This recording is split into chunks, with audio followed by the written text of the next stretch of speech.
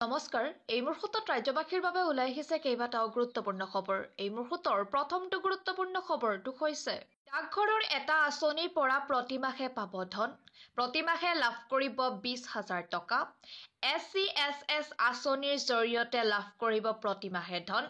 জ্যেষ্ঠ নাগৰিকৰ বাবে ডাকঘৰত উপলব্ধ এই আঁচনি 8% পৰ্যন্ত বছৰি সুদ লাভ কৰিব আপুনি। জমা থোৱা ধনৰ সুৰক্ষাৰ গেৰেণ্টি লয় বেংকে। 2024 1 জানুৱাৰীৰ পৰা যিসকলে এই আঁচনি লৈছে তেওঁলোকে লাভ কৰিব 8.2% সুদ। 1,000 টকা জমা কৰি আৰম্ভ কৰিব পাৰে আপুনি এই আঁচনি। 5 বছৰৰ বাবে আপুনি জমা ৰাখিব লাগিব ধন। আপোনাৰ সমীপৰ ডাকঘৰলৈ গৈ খুলিব পাৰে SCSS একাউণ্ট। ডাকঘৰৰ এটা আঁচনিৰ পৰা প্ৰতিমাহে আপোনালোকে লাভ কৰিব ধন। দ্বিতীয়টো গুৰুত্বপূৰ্ণ খবৰটো হৈছে একাংশই ঘূৰাই দিব লাগিব কৃষক সন্মান নিধিৰ ধন। কৃষকৰ নাম লৈ যদি ধন লৈছে তেন্তে ঘূৰাই দিব লাগিব চৰকাৰক। চৰকাৰে দিয়া ধন ওলোটাই ঘূৰাই দিব লাগিব চৰকাৰক। কৃষক সন্মান নিধিৰ ধন যদি অপাত্ৰ লোকে লৈছে তেন্তে ঘূৰাই দিব লাগিব। পাব্লিক একাউণ্ট কমিটিয়ে প্ৰস্তুত কৰিছে তালিকা। যিসকলে কৃষকৰ নামত ধন লৈছে সেই ব্যক্তিৰ সন্ধান চলাইছে কমিটিয়ে। চৰকাৰৰ পৰা পেঞ্চন লাভ কৰি থকা সকলে অসুবিধা লৈছে কৃষক নিধিৰ। তালিকাত থকা অপাত্ৰ লোকসকলে ঘূৰাই দিব লাগিব ধন। একাংশই ঘূৰাই দিব লাগিব এতিয়া কৃষক সন্মান নিধিৰ ধন। এই মুহূৰ্তৰ পৰৱৰ্তী গুৰুত্বপূৰ্ণ খবৰটো হৈছে লাখ লাখ পৰিয়ালে পাব বিনামূলীয়া ঘৰ। মুখ্যমন্ত্ৰী ডক্টৰ হিমন্ত বিশ্ব শৰ্মাৰ ডাঙৰ ঘোষণা। আবেদন কৰক আৰু লাভ কৰক বিনামূলীয়া ঘৰ। অনলাইন যোগে কৰিব লাগিব আবেদন। কেনেকৈ কৰিব আপোনালোকে আবেদন? প্ৰথমে PMAY পৰ্টেলটোত আপোনালোকে লগ ইন কৰিব লাগিব। লগ ইন কৰক pmaymiz.gov.in ত। ইয়াৰ পাছতে আপুনি অফিচিয়েল হোম পেজলৈ যাব লাগিব। ইয়াৰ পিছত চিটিজেন এছেছমেণ্টত ক্লিক কৰক। ইয়াৰ পিছতেই খোল খাব এখন নতুন পেজ। ইয়াৰ পাছতেই অনলাইন এপ্লিকেশ্যনত ক্লিক কৰিব লাগিব আপোনালোকে।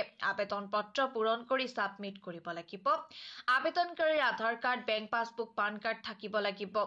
আবেদনকাৰীয়ে আবেদনৰ সময়ত দিব লাগিব আয়ৰ প্ৰমাণ পত্ৰ, ৰেচন কাৰ্ড, পান কাৰ্ড আৰু আধাৰ কাৰ্ড, মোবাইল নম্বৰ, পাছপোৰ্ট আকাৰৰ ফটো আপলোড কৰিব লাগিব।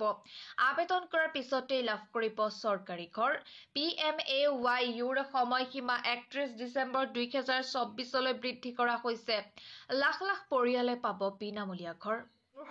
আন এক বিশেষকৈ গুৰুত্বপূৰ্ণ খবৰটো হৈছে চাকৰি প্ৰত্যাশী নিবনুৱালৈ ভাল খবৰ। পুনৰ হাজাৰ হাজাৰ চাকৰিৰ বিজ্ঞাপন প্ৰকাশ পাইছে। শীঘ্ৰেই আৰম্ভ হ'ব আবেদন প্ৰক্ৰিয়া। SSCত মুকলি হৈছে 2049 পদৰ বিজ্ঞাপন। নাবাৰ্ডত 31 স্পেচিয়েলিষ্ট পদত মুকলি কৰা হৈছে পদ। ইয়াৰ উপৰিও বিভিন্ন মহাবিদ্যালয়ত খালী হৈছে পদ। চাকৰি প্ৰত্যাশী নিবনুৱালৈ এয়া এক ভাল খবৰ। এই মুহূৰ্তৰ পৰৱৰ্তী গুৰুত্বপূৰ্ণ খবৰটো হৈছে লাখপতি বাইদেউৰ ফৰ্ম জমা দিয়াৰ বাবে হাতত আছে মাত্ৰ 48 ঘণ্টা। লাখপতি বাইদেউৰ ফৰ্ম জমা দিয়াৰ বাবে হাতত আছে মাত্ৰ 2টা দিন। 5-6 মাৰ্চ তাৰিখকেইটা মনত ৰাখক। 6 মাৰ্চ হৈছে অন্তিম দিন।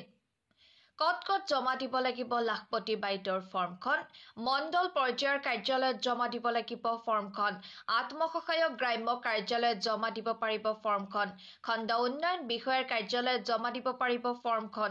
লগতে দিব লাগিব অমৃত বৃক্ষৰ জিঅ' টেগ ফটো। 0 আৰু অ'ৰ মাজত পাৰ্থক্য বুজি ল'ব। ভুল হ'লে টকা নোসোমাব আপোনাৰ একাউণ্টত। ফৰ্মখিনি পোৱাৰ লগে লগে আপোনাৰ একাউণ্টত সোমাই যাব 10,000 টকা। ইয়াত কোনো দালাল নাথাকে। টকা পোনপটীয়াকৈ সোমাব আপোনাৰ একাউণ্টত। যিসকলে 10,000 টকাৰে ব্যৱসায় কৰিব তেওঁলোকক দিয়া হ'ব পুনৰ 25,000 টকা। ইয়াৰ পিছতে আপুনি বনিব লাখপতি। প্ৰয়োজন হ'লে 10,000 পৰা 20,000 টকা নিজেই দিম বুলি ক'লে মুখ্যমন্ত্ৰীয়ে। লাখপতি বাইদেউৰ ফৰ্ম জমা দিয়াৰ বাবে হাতত আছে আপোনাৰ মাত্ৰ 48 ঘণ্টা।